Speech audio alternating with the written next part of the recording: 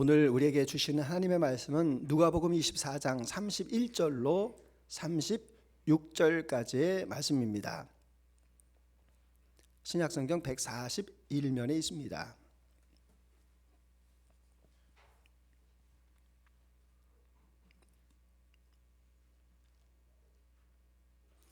누가복음 24장 31절로 36절까지의 말씀, 찾으신 줄 알고 마지막 절을 같이 합독하겠습니다. 그들의 눈이 밝아져 그인 줄 알아보더니 예수는 그들에게 보이지 아니하시는지라. 그들이 서로 말하되 길에서 우리에게 말씀하시고 우리에게 성경을 풀어주실 때에 우리 속에서 마음이 뜨겁지 아니하더냐 하고 곧 그때로 일어나 예루살렘으로 돌아가 보니 11 제자 및 그들과 함께 한 자들이 모여 있어 말하기를 주께서 과연 살아나시고 시몬에게 보이셨다 하는지라. 두 사람도 길에서 된 일과 예수께서 떡을 떼심으로 자기들에게 알려주신 것을 말하더라. 이 말을 할 때 예수께서 친히 그들 가운데 서서 이르시되 너에게 평강이 있을지어다 하시니 아멘. 우리 여성 중장팀 나오셔서 특송해 주시겠습니다. 사람은 독특성이 있습니다. 세상에 있는 모든 동물들을 이렇게 물에다가 딱 던지면 동물들은 다 살아서 나옵니다. 근데 사람만 수영을 배우지 못하면 물에 빠져서 나오지를 못합니다. 근데 참 특이한 게 모든 동물들은 내가 사슴인지 내가 노루인지 내가 꿩인지 존재감 없이도 살 수가 있습니다. 근데 사람만 내가 어떤 존재인가, 어떤 가치로 살아가는가, 이것을 알 때 더 열심히 살아갈 수가 있습니다. 그런 의미에서 우리 사람에게 필요한 것이 열성 아닌가 생각이 듭니다. 마침 5월 성품 달력이 열성입니다. enthusiasm이라는 영어 단어인데 같이 한번 읽어보겠습니다. 지성, 감성, 의지로 내 영의 기쁨을 표현하는 것. 지성과 감성과 의지를 가지고 내 영의 기쁨을 표현하는 것을 열성, 이렇게 이야기합니다. 그 반대말은 무관심입니다. 오늘 예수님께서 무관심한 그 제자를 만나셔서 예수님의 부활을 설명하시고 그들에게 다시 열성을 불어넣어 주시는 그런 장면을 오늘 말씀 가운데서 목도하고 있습니다. 예수님께서는 어떻게 그 열성을 불어넣어 주셨는가? 먼저 보시면 길을 걸어갑니다. 안식 후 첫날 예수님께서 십자가에서 부활하셨습니다. 예루살렘에서 소동이 일어납니다. 예수님이 다시 살아나셨다. 제자들 사이에서 그것을 믿는가 믿지 못하는가 막 이렇게 설왕설래가 이루어질 때 나는 여기에서 손 떼야 되겠다 이렇게 생각을 하고 제자 두 사람이 아마도 자기의 고향을 향하여서 걸어가는데 그 엠마오의 길을 걸어갑니다. 예루살렘에서부터 대략 한 12km 정도 떨어져 있는 그 길인데 그 길이 무엇인가 하면 아무도 알 수 없는 길, 이런 의미를 가지고 있습니다. 무관심하고 낙심해 있는 이 사람들이 걸어가는 길이 아무도 알 수 없는 길이다. 여러분 참 재미있지 않습니까? 그때 예수님께서 부활하셔서 그들에게 나타나셨습니다. 15절 말씀 같이 읽습니다. 그들이 서로 이야기하며 문의할 때에 예수께 가까이 이르러 그들과 동행하시나 그들이 눈이 가리워져서 그인 줄 알아보지 못하고 아멘. 예수님께서 동행하셨다. 길을 같이 걸어가셨다. 그래서 동행이라는 사전적인 의미를 보게 되면 길을 같이 걸어가는 것. 근데 여러분 길을 같이 걸어가면서도 마음이 안 맞을 수 있습니다. 길을 걸어가면서도 다툴 수가 있습니다. 근데 우리가 성경적인 의미에서 동행이라고 하는 것은 바로 서로를 이해하고 양보합니다. 서로 존중하고 배려를 합니다. 동행이 정말 깊어지면 어떤 의미가 되는가 하면 미래에 원하는 삶을 살도록 기다려줄 줄 아는 것이 동행입니다. 그런 의미에서 여러분들은 누구와 지금 동행하고 계십니까? 우리는 무엇인가에 사로잡혀서 그것과 동행을 합니다. 나의 미래를 나의 재산과 함께 가겠다라고 생각하여서 우리가 재화를 모으는데 얼마나 열심입니까? 나의 미래는 자식에게 있다라고 해서 자식에게 수많은 관심을 쏟아붓기도 합니다. 건강이 최고입니다. 건강에 애를 씁니다. 근데 여러분, 애석할 만한 이야기가 있습니다. 우리나라 사람 4사람 가운데 3사람이 어디에서 돌아가시겠습니까? 편안하게 가정에서 돌아가시는 것이 아니라 4사람 가운데 3사람은 병원에서 생애를 맞이한다. 병원이라는 것이 어떤 곳입니까? 내가 이렇게 혈압이 떨어지고 숨이 가빠올 때 나에게 링거를 꽂습니다. 산소호흡기를 물립니다. 조명이 이렇게 막 비칩니다. 간호사들이 와서 계속해서 체크를 합니다. 그러니까 나는 죽어가면서 편안하게 나의 생을 돌아보고 싶은데 돌아볼 수 없는 그 환경에서 인간의 존엄을 잃어가면서 살아가는 것이 우리의 마지막의 길 아닙니까? 그래서 이거는 너무 비인간적이다. 임종실을 만들자 이렇게 이야기를 합니다. 그래서 임종실에서 편안하게 내 생애를 이렇게 뒤돌아보고 가족들과 함께 평안하게 생애를 맞이하고자 하는 그런 마음이 있어도 경제적으로 상업적으로 임종실을 두지를 않고 있는 것이 오늘의 현실입니다. 그러면 우리는 떠나야 되는 시간이 있는데 우리의 인생의 길이 있는데 누구와 함께 동행하는 것이 가장 좋겠습니까? 물론 나를 잘 이해하고 나를 사랑하는 사람이면 좋지 않겠습니까? 그리고 내가 가지 못하고 있는 그 미지의 세계, 그 영혼의 세계, 그 죽음 너머의 그 세계를 나를 인도할 수 있는 그 능력자가 함께 가는 것이 옳지 않겠습니까? 여러분, 그분이 바로 누구십니까? 예수 그리스도. 예수님이 말씀하십니다. 나는 부활이요 생명이다. 나를 믿는 자는 죽어도 살겠고 살아서 믿는 사람은 영원히 죽지 않는 것을 내가 믿느냐라고 우리에게 물어보고 계십니다. 예수님께서 우리와 이 세상의 삶 속에서도 늘 동행하여 주십니다. 그 예수님의 동행을 말씀하시는 것이 이 마태복음 11장의 말씀 아닙니까? 우리 이 말씀 같이 한번 읽어봅니다. 수고하고 무거운 짐진 자들아 다 내게로 오라. 내가 너희를 쉬게 하리라. 나는 마음이 온유하고 겸손하리. 나의 멍에를 메고 내게 배우라. 그리하면 너희 마음이 쉼을 얻으리니. 아멘. 나의 멍에를 메라는 겁니다. 여러분, 멍에가 뭡니까? 우리가 이제 봄이 돼 가지고 이게 밭에서 트랙터로 이렇게 밀긴 하지만 예전에는 소를 가지고 이렇게 결의로 이렇게 논고랑을 밭고랑을 이렇게 만듭니다. 그때 소가 이렇게 움직일 수 있도록 어깨에 짊어질 수 있도록 이렇게 멍에를 맵니다. 근데 우리나라는 그냥 하나의 멍에인데 이스라엘에서는 쌍봉 멍에입니다. 소 2마리를 가지고 이렇게 멍에를 2개를 이렇게 같이 엮어 놓습니다. 근데 이 쌍봉 멍에라는 게 이게 좀 서로 소가 힘도 좀 갖고 뜻이 좀 맞아야 되는데 이놈의 소는 힘이 너무 셉니다.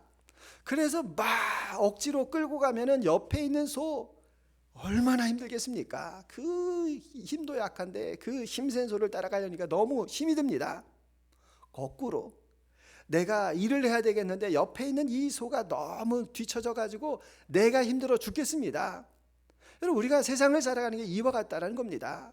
세상의 사람들이 나와 동행할 때 이와 같은 일들이 있습니다.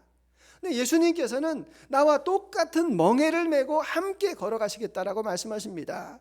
예수님 힘들어요 할 때 나를 위로하시고 내 곁에 앉아 계시고 또 내가 힘을 낼 때 같이 힘을 북돋아 주시는 그 예수님, 그 멍에를 메고 나에게 와서 쉼을 얻으라라고 말씀을 하고 계십니다.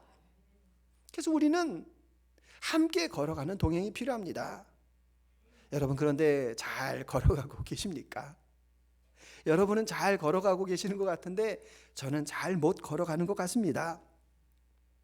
예전에 제가 아는 분이 딸이 대학을 졸업하고 이제 직장을 구해야 되는데 네일 아트 하겠다고. 아버지가 얼마나 속 터지겠습니까? 아니, 대학을 졸업해가지고 그 기술 배우려고 대학 갔냐? 이런 마음의 생각이 들었는데 그 아버지 생각이 딸의 인생은 딸이 살아가는 것이다 라는 생각이 들었다고 합니다. 그래서 한 이야기가 그래, 아빠에게 상의해줘서 고맙다 이렇게 이야기했다라는 이야기를 제가 들었습니다. 제가 유튜브 영상에 올린 이야기인데 저도 저희 자녀하고 같이 이야기할 기회가 있었습니다. 진로에 관해서 묻길래 저도 하고 싶은 얘기가 얼마나 많습니까? 근데 가만히 생각해 보니까 제가 제 자식의 앞길에 대해서 뭘 알겠습니까? 제가 살아온 시대는 산차 공업 시대를 살아왔습니다. 근데 이 아이들은 정보화 세계, 인공지능의 세계 4차원의 5차원의 그 산업 시대를 얘네가 살아가는데 내가 뭘 알겠습니까? 그 인생에 대해서 누가 더 고민을 많이 했겠습니까? 자기 인생의 그 앞날을 놓고 자기 자녀들이 더 많이 고민했다라는 것을 제가 인정을 했습니다. 그래, 선택을 내가 존중한다. 언제든지 내가 도와줄 일 있으면 얘기해라. 그것이 저의 대답이었습니다. 사실 우리는 저러다가 실패하면 어떡하나라고 어른의 관점으로 보지 않습니까? 근데 여러분 인생 가운데에서 다 성공만 하셔가지고 이 자리에 오셨습니까? 성공을 하게 되면 우리가 그 기능이 축적이 되지만 실패를 하게 되면 다시 일어설 수 있는 그 의지를 가지고 우리가 세상을 살아가는 것 아닙니까? 그래서 성공하고 실패하고 그것이 중요한 것이 아닙니다. 그가 얼마나 의지력을 가지고 세상을 살아가는가, 그것이 더 중요한 문제 아니겠습니까? 그래서 함께 길을 걸어간다라는 것은 그를 믿어주는 겁니다. 그가 실수를 해도 내가 그것을 말하지 않는 것입니다. 예수님과 같이 오래 참음으로 그의 곁에서 함께 걸어가 주는 것, 그것이 바로 열정을 회복하는 사람입니다. 너는 왜 무관심하느냐라고 말할 필요도 없습니다. 내가 해야 되는 일, 그의 곁에서 사랑하는 그 일, 그것이 나에게 주어졌다면 그것을 끝까지 감당하겠습니다. 이것이 바로 함께 길을 걸어가는 예수님의 동행, 그리고 열정의 회복임을 기억하실 수 있기를 소망합니다. 두 번째, 예수님께서 길을 걸어가며 대화를 나누고 계십니다. 여러분, 우리가 사람에게 줄 수 있는 가장 큰 선물이 무엇이겠습니까? 우리가 어린이날을 맞이하고 또 어버이날을 맞이하고 스승의 날을 맞이하고 무슨 선물을 할까 이렇게 고민을 하시는데, 여러분, 사람이 사람에게 줄 수 있는 가장 큰 선물은 신뢰입니다. 그 사람을 믿어주는 것이 가장 큰 선물입니다. 그런 면에서 여러분들은 다른 사람을 얼마나 많이 신뢰하고 계십니까? 아니, 거꾸로 다른 사람들은 여러분을 얼마나 신뢰하고 계십니까? 제가 누군가에게 물어봅니다. 요즘 어떻게 지내세요? 이렇게 물어보면 예, 잘 지내요 이렇게 이야기합니다. 제 마음 가운데 아닌데, 요즘 잘 지낸 사람이 별로 없는데, 다 우울하고 힘이 드는데 이 사람이 나를 신뢰하지 않는다, 이런 마음의 생각이 듭니다. 저도 마찬가지입니다. 저도 힘듭니다. 그래서 내가 무슨 이야기를 할 때 목사님, 그럼 제가 옆에 같이 있겠습니다, 이런 사람이 얼마나 그립습니까? 그래서 저는 교회가 어떤 교회가 되어야 되는가 심플합니다. 그가 하는 이야기를 끝까지 다 들어주는 겁니다. 토를 달지 말고, 끊지 말고, 충고하지 말고, 그냥 그가 하고 싶은 이야기를 다 할 수 있는 그런 교회면 좋겠습니다. 또 내 마음에 있는 이 감정을 숨김없이 다 솔직하게 이야기하는 그런 교회면 좋겠습니다. 그런 공동체가 되고 싶습니다. 그런 면에서 예수님은 신뢰할 만한 분 아닙니까? 길을 걸어가시면서 이 두 사람이 무슨 이야기를 하는가 하면 서로 이야기를 하는데 가만히 내용을 들어보니까 격렬하게 토론을 합니다. 격렬하게 토론을 하면 뭔가 좀 시원해야 되지 않습니까? 이야기를 실컷 했는데, 근데 점점 얼굴이 어두워지고 슬픈 기색을 띠는 겁니다. 그래도 그렇지 않습니까? 아니, 예수님이 계신 그 자리에서 도망가는데 뭐가 마음이 그렇게 편하겠습니까? 핑계하고 변명하는데 그 마음 가운데 무슨 자유함이 있겠습니까? 여러분, 우리가 사실 죄를 지면 특징이 나타나는데, 죄를 지면 이상하게 그 장소에 가고 싶지가 않습니다. 그래서 그 장소 안 가고 멀어도 뺑 돌아가는 게 죄를 지은 사람의 마음의 특징 아닙니까? 그리고 그 일을 기억을 안 하려고 합니다. 그냥 외면합니다. 근데 우리 감정이라는 것이 잊혀지기는 해도 그 감정이 이렇게 차곡하게 쌓입니다. 그래서 누가 나를 그것을 건드리면 욱 하고 올라와서 화를 내는 것 아닙니까? 그래서 우리는 그 화를 처리하는 것, 그것이 바로 예수님의 생명으로 살아가는 것 아니겠습니까? 자, 슬픈 표정으로 괴로워하길래 예수님께서 물어봅니다. 자, 18절 같이 읽습니다. 그 한 사람인 글로바라 하는 자가 대답하여 이르되 당신이 예루살렘에 체류하면서도 요즘 거기서 된 일을 혼자만 알지 못하느냐. 자, 글로바라는 사람이 이야기합니다. 아니, 예루살렘에서 온다면서요. 예루살렘에서 그 된 일, 그게 뭡니까? 예수님이 부활하셨다라고 하는 그 소식도 당신은 듣지 못했습니까? 이게 제자가 할 말입니까? 지나가는 사람은 이렇게 이야기할 수 있지만 3년 동안을 예수님하고 같이 살았던 사람이 거기서 된 일, 부활하셨다는 걸 알고 있는데 겨우 한다는 이야기가 이 정도 이야기입니까? 부끄러운 모습 아니겠습니까? 제가 예수님 같았으면 한 대 주워박았을 것 같습니다. 그런데 예수님께서 그들의 그 속마음을 그들이 이야기하는 것을 들으셨습니다. 21절 같이 읽습니다. 우리는 이 사람이 이스라엘을 속량할 자라고 바랬노라. 이뿐 아니라 이 일이 일어난 지가 사흘째요. 자, 이 사람 예수라는 분을 우리가 3년 동안 따라다녔는데 이 사람이 이스라엘을 구원할 사람인 줄 알았습니다. 구원할 사람이라는 게 뭡니까? 다윗과 같이 훌륭한 왕이 돼가지고 로마도 쫓아내고 가난도 해결하고 우리를 잘 먹고 잘 살게 할 그런 정치적인 지도자인 줄 알았습니다 라고 이렇게 대답을 하고 있는 겁니다. 여러분, 잘 생각해보면 이게 잘못된 겁니까? 아니요. 우리가 보기에는 잘못됐다라고 말하지만 그 사람이 보는 그 세계관, 그 사람이 생각하는 그 관점으로는 맞는 겁니다. 예수님이 그렇게 안 하시지 않았습니까? 다윗 왕이 안 되셨습니다. 그러니까 이 사람들이 생각하기에는, 내 관점에서 보기에는 예수님이 틀렸다라는 겁니다. 그것을 다르다라고 말해야지 잘못되었다라고 우리는 말할 수 있는 게 아닙니다. 그때 예수님께서 이제 25절에서 보시게 되면 미련하고 선지자들이 말한 모든 것을 마음에 더디 믿는 자여 이렇게 말씀합니다. 자, 그런데 미련한 자여 뭐 이렇게 이야기했대서 예수님이 책망한다, 이건 아닙니다. 예수님이 그들의 믿음 없음에 대해서 말씀을 해 주시는 것이고, 그리고 그들에게 다른 관점에서 이렇게 보도록 예수님께서 말씀하십니다. 여러분, 이게 굉장히 중요합니다. 우리는 잘못된 생각을 하고 있는 사람에 대해서 잘못되었다라고 말하는데 아닙니다. 잘못된 게 아니라 그 사람의 입장입니다. 그렇기 때문에 그 사람이 잘못되었다라고 말하는 것이 아니라 그러면 이거 한번 생각해 보세요 라고 이렇게 말할 수 있어야 됩니다. 그래서 예수님께서 무엇을 말씀하고 계시는 겁니까?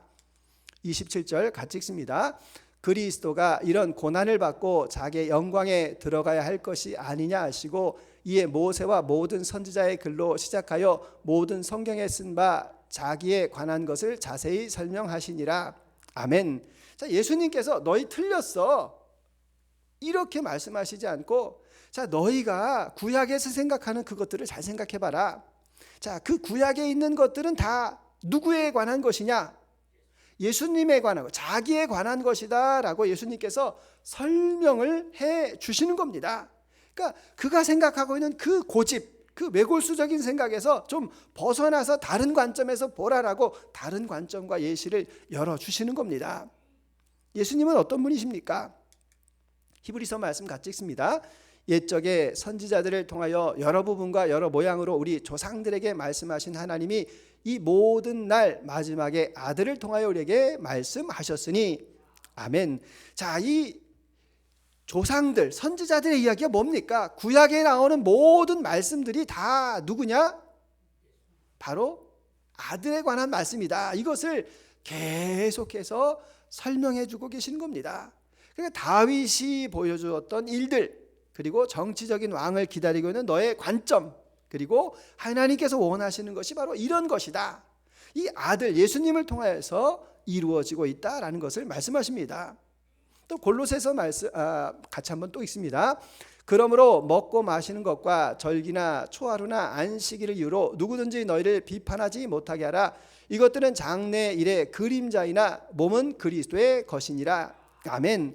자, 절기를 이야기하고 초하루를 이야기하고 안식일을 이야기하는 그 모든 것들이 다 구약에서 나오는 이야기입니다. 그래서 구약에서 나오는 모든 것들, 예수님에 관하여서 451가지를 이제 예수님이 오신다라는 것에 대해서 계속 말씀하신 것에 대해서 설명해 주고 계시는 것을 볼 수가 있습니다. 그러니까 여러분, 우리가 내 입장을 고집하는 것이 아닙니다. 그 사람에 대해서 판단하는 것도 아닙니다.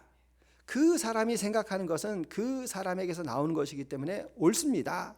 그러나 다른 관점이 있음을 우리에게 보여주는 겁니다.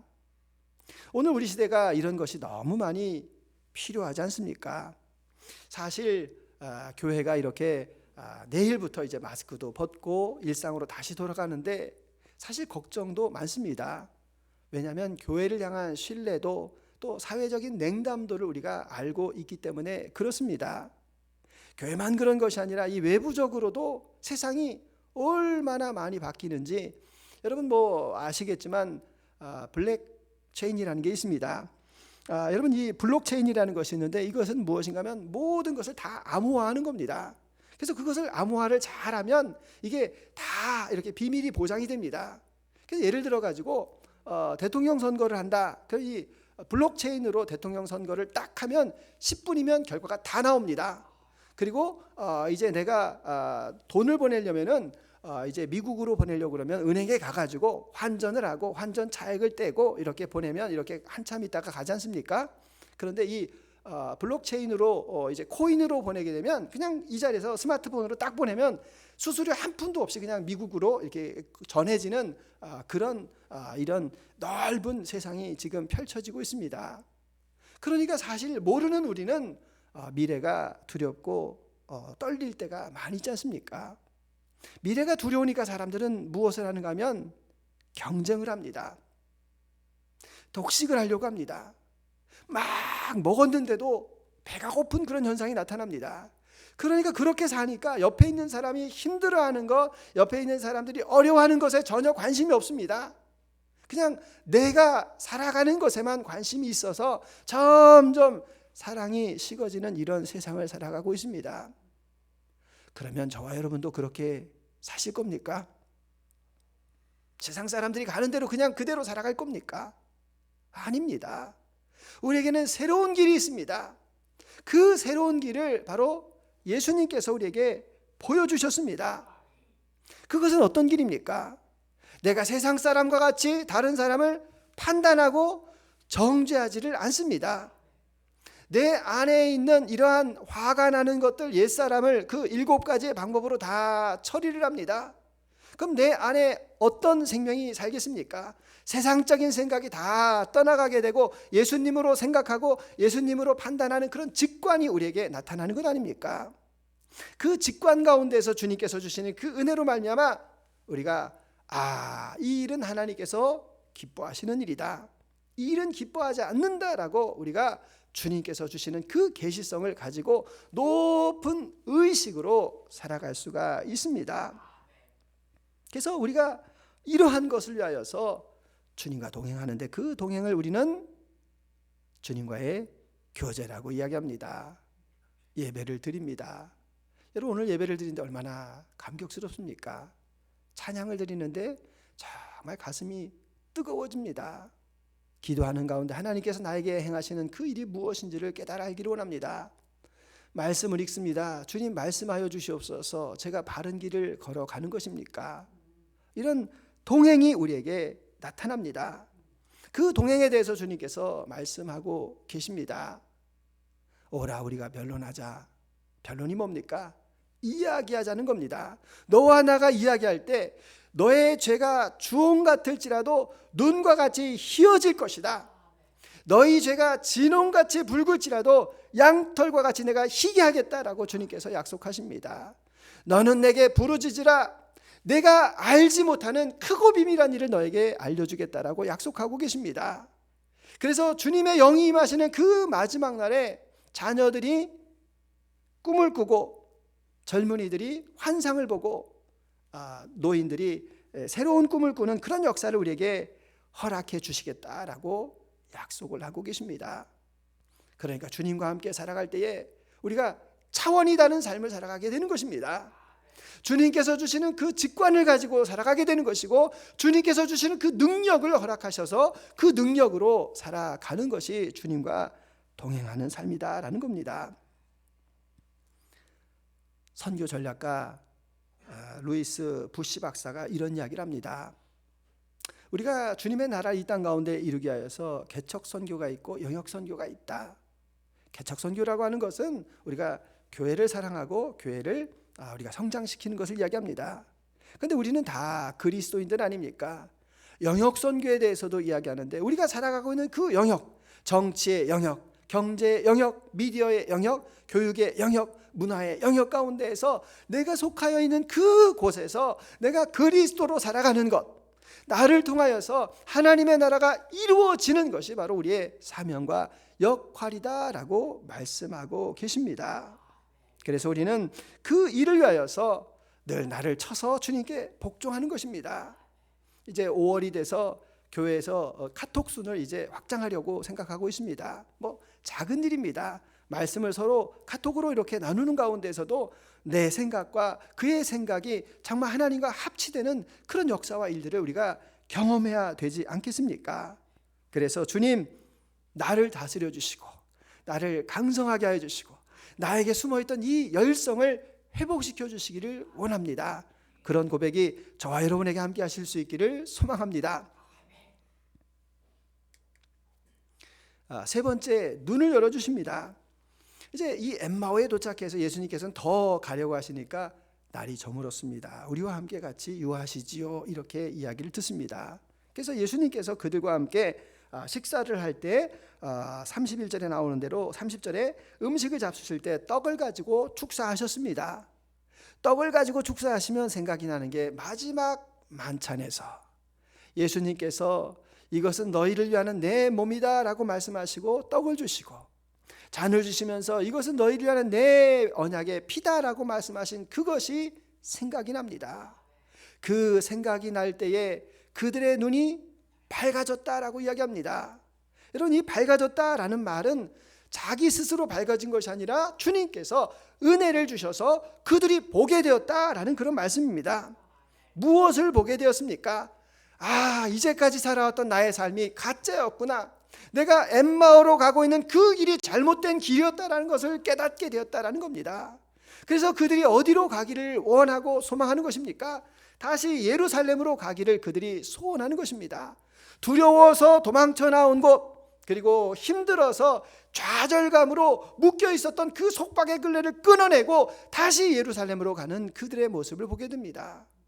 그래서 옥스포드 사전에서는 그리스도인들을 이렇게 이야기합니다. 우리 같이 읽습니다. 기독교는 말씀의 종교인 동시에 생명과 진리로 번영을 보며 빛의 종교임을 보여준다. 아멘.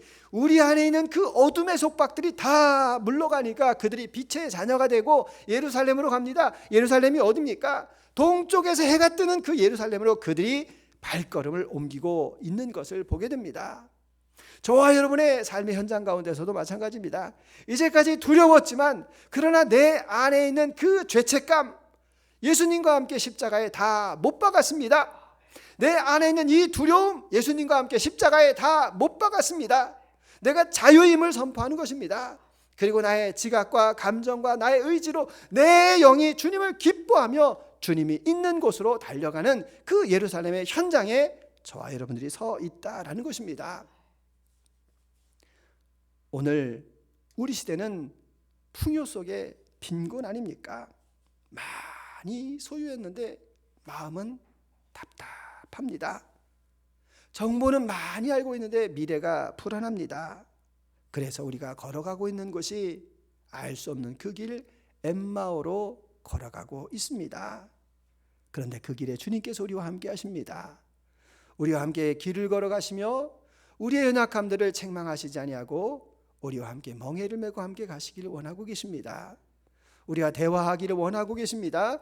예배 자리에 서기를 원하고 계시고 또 주님 앞에 찬양하고 주의 말씀을 묵상하고 주님과의 늘 깨어있는 그 영적인 교제를 원하고 계십니다.